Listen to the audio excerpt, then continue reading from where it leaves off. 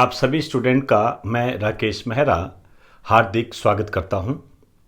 इस YouTube channel पर आज मैं जो राजस्थान के जो भी एग्ज़ाम होते हैं उसमें कई टॉपिक्स ऐसे होते हैं जिन्हें हम सदाबहार टॉपिक के नाम से जानते हैं। उस टॉपिक्स में से क्वेश्चन लगभग 100% आने की उम्मीद होती है। ज़्यादा हम संभावना करें तो 99% कह दीजिए, लेकिन वो बहुत ही मील के पत्थर टॉपिक होते हैं। यदि बच्चे यानी स्टूडेंट उन लोगों उन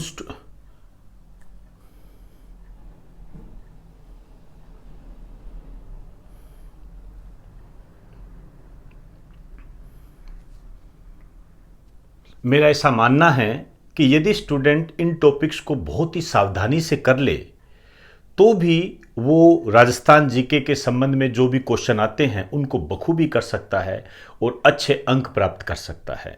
इसी को ध्यान में रखते हुए मैं जो भी ऑनलाइन स्टडी मटेरियल के तहत टॉपिक तैयार करता हूं उनमें से कुछ ऐसे टॉपिक निकाल कर आपके सामने रिप्रेजेंट करता हूं ताकि आपको ये पता लग सके कि किसी भी टॉपिक की महत्वता क्या होती है, उसकी इम्पोर्टेंस क्या होती है। और इसके अलावा मेरा उद्देश्य ये भी होता है कि हम ऑनलाइन स्टडी मटेरियल में किस तरीके से आपको मटेरियल उपलब्ध करवाते हैं, कितना डीपली करवाते हैं, आपके एग्ज़ाम से कितना टच करता है, उसको आपको बताना भी हमारा उद्देश्य होता है, जिसे आप सामान्य भाषा में एक डेमो कहते हो।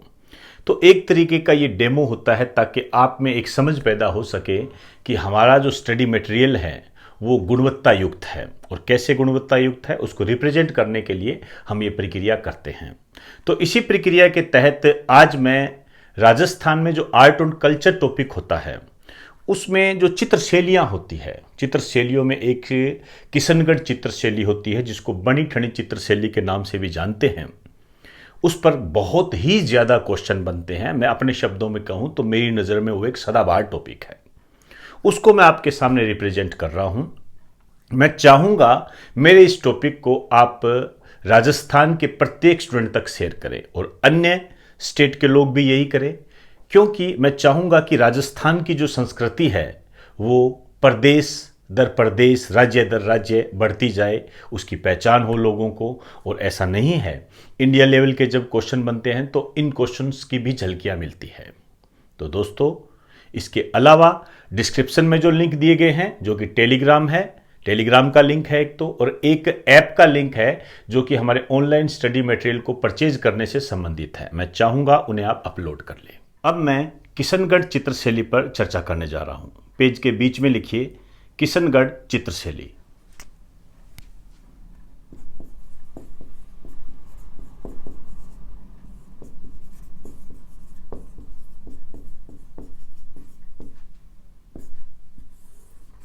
इसको लगा दीजिए मोस्ट इंपॉर्टेंट। चित्रशैलियों में सबसे इंपॉर्टेंट यही है। इसका एक नाम और है बनी ठनी चित्रशैली।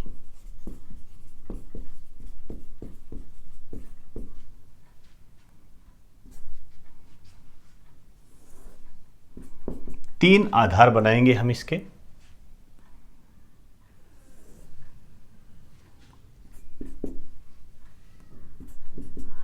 एक तो सामान्य परिचय, मतलब जनरल इंट्रोडक्शन। दूसरी हम बात करेंगे चित्रकार, और तीसरी हम बात करेंगे चित्र विशेष।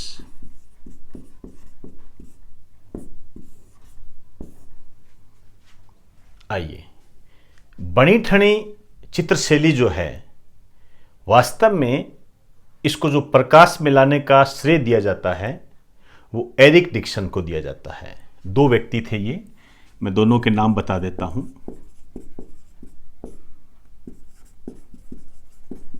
प्रकाश में लाने का श्रेय ये थे एरिक डिक्सन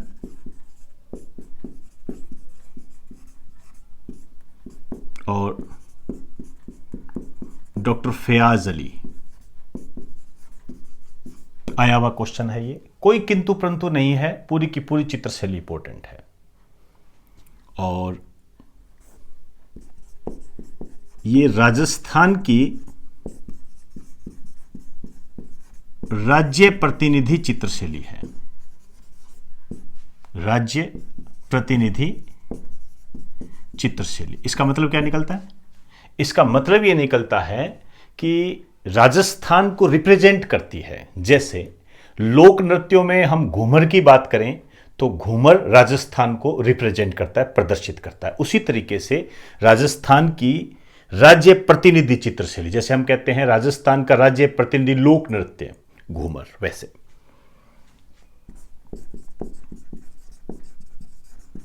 राजस्थान की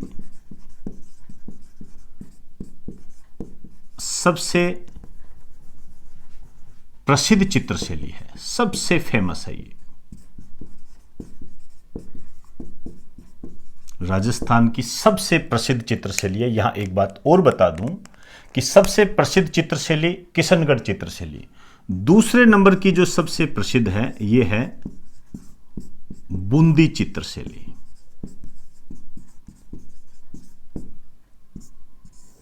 ये सबसे प्रसिद्ध है। अब इस पर नेक्स्ट बात करते हैं। इस शैली का जो उद्भव माना जाता है, ये माना जाता है महाराजा सावंत सिंह के काल में।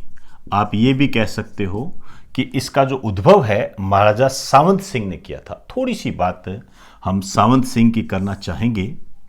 ये जो सावंत सिंह है, एक तो देखिए ये किशनगढ़ के महाराजा थे, एक तो आपने ये ध्यान रखना है, किशनगढ़ के महाराजा थे।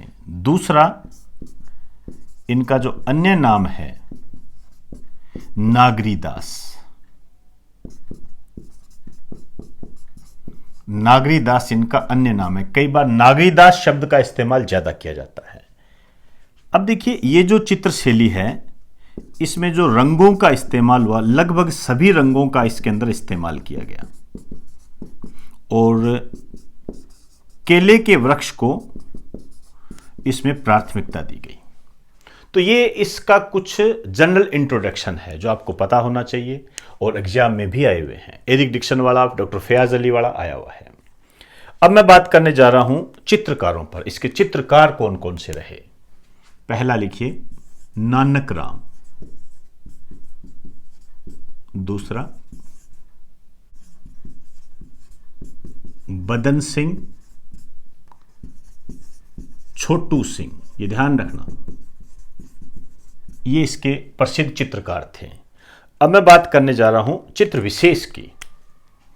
तो इसको हम 4 पार्ट्स में डिवाइड करेंगे।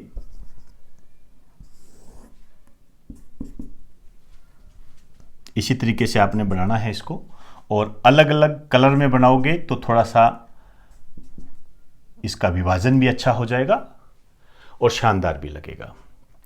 आइए, सबसे पहले मैं बात करने जा रहा हूं इस चित्रशैली में जो चित्र विशेष में सबसे महत्वपूर्ण बात है, बनी ठनी का वास्तविक चित्र बना था इसमें।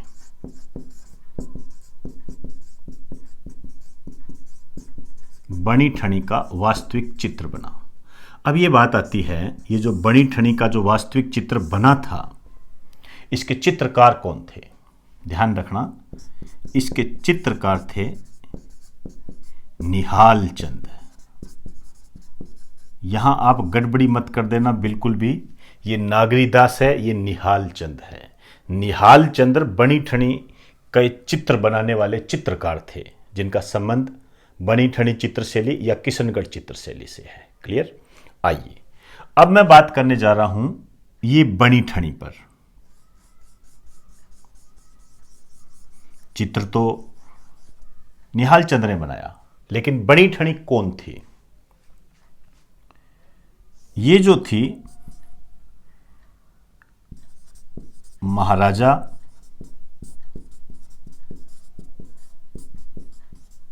सावंत सिंह की प्रेमिका थी। ये महाराजा सावंत सिंह की प्रेमिका थी। महाराजा सावंत सिंह कौन थे? किशनगढ़ के महाराजा, जिन्होंने किस चित्रशैली का प्रारंभ करवाया था? किशनगढ़ चित्रशैली। जिसको हम किस नाम से जानते हैं? बनी ठनी चित्रशैली। बनी ठनी कौन थी? सावंत सिंह की प्रेमिका थी।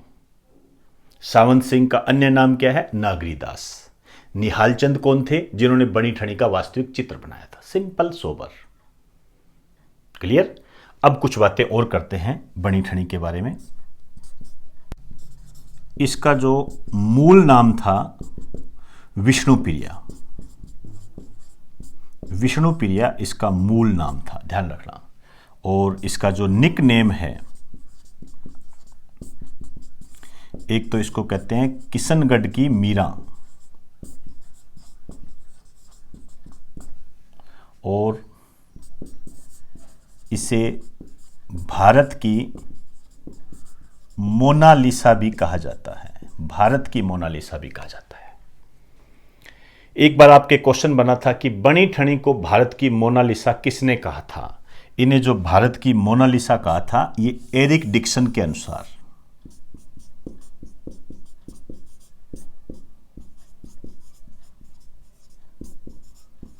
एरिक डिक्सन ने इन्हें भारत की मोनालिसा कहा था। एक बात और इनके बारे में मैं विशेष करना चाहूंगा, बनी ठनी के बारे में मैं अलग ही लिख देता हूं, विशेष। बनी ठनी के बारे में विशेष बहुत बड़ी उपलब्धि है। भारत सरकार ने 1973 में 1973 में बनी ठनी पर 20 रुपए का डाक टिकट जारी किया था। विशेष में लिखिए, भारत सरकार ने 1973 में इस पर, इस मतलब बनी ठनी पर, इस पर 20 रुपए का डाक टिकट जारी किया था। 20 रुपए का डाक टिकट जारी किया था। तो ये बनी ठनी के बारे में कुछ बातें हुई। अब एक चित्र और बना जो किशनगढ़ में चांदनी रातों की संगोष्ठी से संबंधित था। लिखिए, दूसरे इस किशनगढ़ में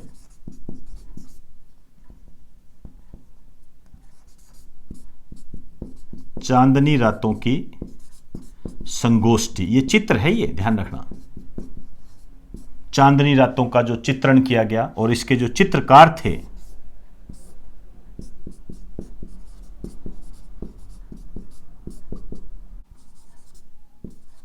अमरचंद। अमरचंद इसके चित्रकार थे। तो ध्यान दें, 5 चित्रकार आपके सामने आ चुके हैं: नानकराम, बदन सिंह, छोटूराम, निहाल चंद, अमरचंद। आइए, अब इस चित्र शैली में नारी की सुंदरता का भी चित्रण किया गया। नारी सौंदर्य का चित्रण। नारी सौंदर्य के चित्रण में एक आभूषण था, बेसरी। बेसरी, इसका काफी चित्रों में इसका चित्रण किया गया था। तो इसमें एक विशेष बात लिखिए, नारी सौंदर्य में विशेष क्या बात देखने को मिलती है? बेसरी। अब ध्यान रखना, ये शब्द आ रहे हैं, गड़बड़ी मत कर देना। बेसलो, ठीक है ना? ये बेसरी है। ये क्या है? ये है किशनगढ़ चित्रशैली में, किशनगढ़ चित्रशैली में नाक का आभूषण। नाक का आभूषण। तो बेसरी क्या है? नाक का आभूषण। और भी कई अन्य चित्र बने, उसकी मैं बात करने जा रहा हूं। अन्य विशेष चित्र, एक तो किशनगढ़ के गोदना तालाब का चित्रण। गोदना तालाब, ये स्थानीय तालाब है, उसका चित्रण किया गया। राधा कृष्ण का चित्रण।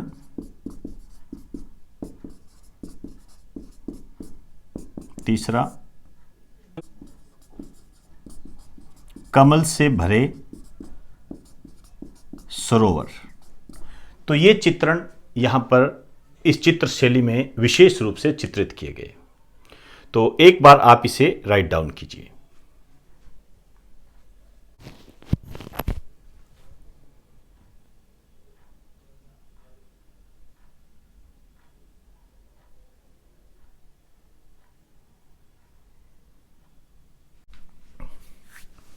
तो दोस्तों, आज हमने राजस्थान आर्ट एंड कल्चर का जो चित्र शैलियों का जो टॉपिक होता है, उसमें जो सबसे महत्वपूर्ण चित्र शैली किशनगढ़ चित्र शैली होती है, उस पर विस्तार से हमने चर्चा की है। पुराने पेपर्स जब देखते हैं तो इस चित्र शैली से क्वेश्चन सर्वाधिक आते हैं। इसी दृष्टि को ध्यान में रखते हुए मैंने ये लेक्चर आपके लिए तैयार किया है। मैं चाहूँगा कि आप अन्य चित्र शैलियों को भी इसी विस्तार के साथ तैयार करें। तो दोस्तों, इस लेक्चर को ज़्यादा से ज़्यादा आप शेयर करें और ज़्यादा से ज़्यादा अपने साथियों को बताएं। इसके अलावा डिस्क्रिप्शन में जो लिंक दिए गए हैं उन्हें आप अपलोड कर लें। इस प्रकार की उम्मीद मैं आपसे करता हूं, ताकि जीके से संबंधित जो भी समस्या है उसका निवारण करने में मैं अपनी जिम्मेदारी को पूरे तरीके से निभा सकूं। तो इजाज़त दीजिए। आप सभी को मेरा नमस्कार।